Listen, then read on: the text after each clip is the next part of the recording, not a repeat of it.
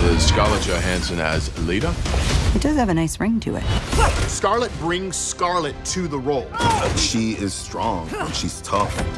With Brian Tyree Henry as D16. Yes! We get to see the absolute beginning of Optimus and Megatron. If we survive this, I'm gonna kill you! I accept those The terms. fact that they were actually best friends.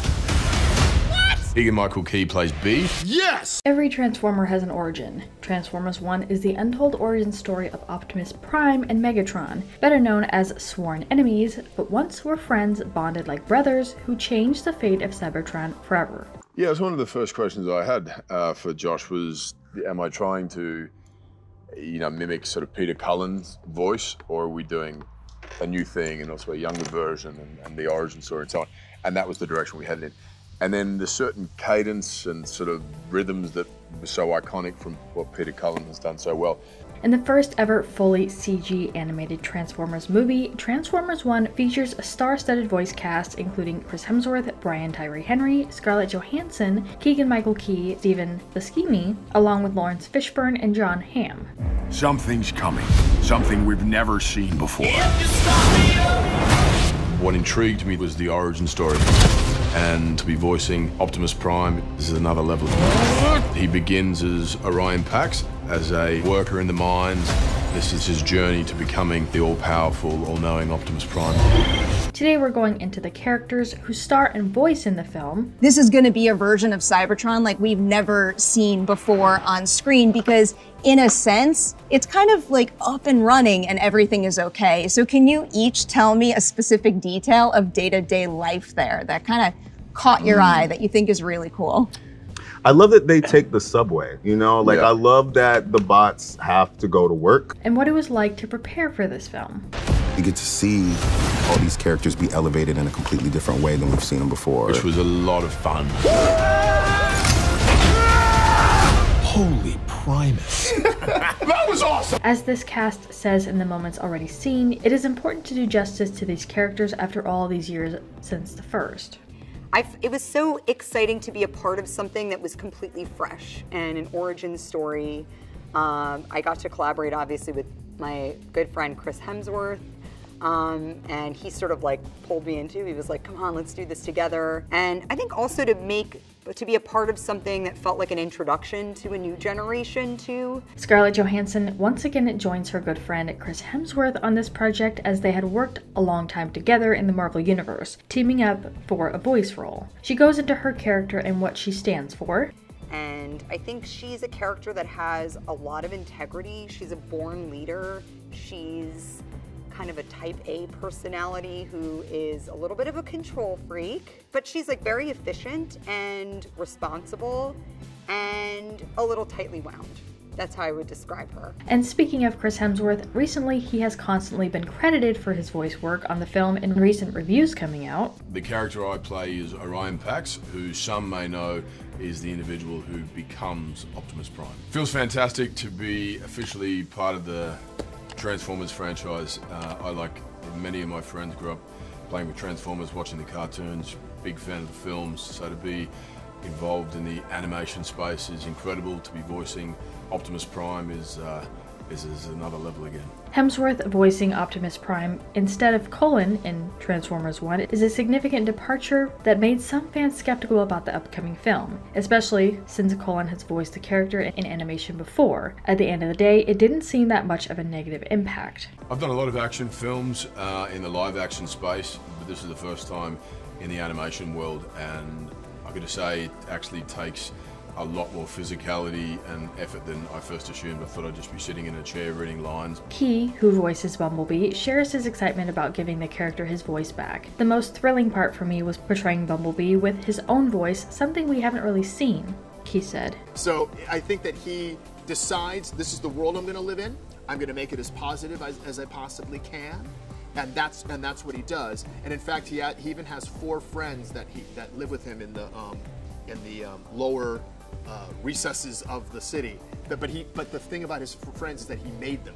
He created them out of parts and junk. But before we get into more of these interviews, today's trivia question: from the date of the original movie and Transformers 1, how many years has been in between releases? Leave your guesses in the comments down below and stick around till the end of the video to find out if your answer was correct. And there were moments toward the end of the film when he begins to become the character we've known and loved, where we lean a little bit more toward the cadence and the rhythm and the vocal quality of what had come before. But for the most part, it was about having a lot more range and flexibility to have, well, to give the character a sense of humor, you know, and a spontaneity and a youthfulness, and that was really fun. As I share my excitement for this film, I want to mention we are currently doing a giveaway. Share what you were most excited for with this project, and the best comment will win a $25 Fandango gift card where you can purchase a full movie with added bonus features. Comment down below and one winner will be chosen.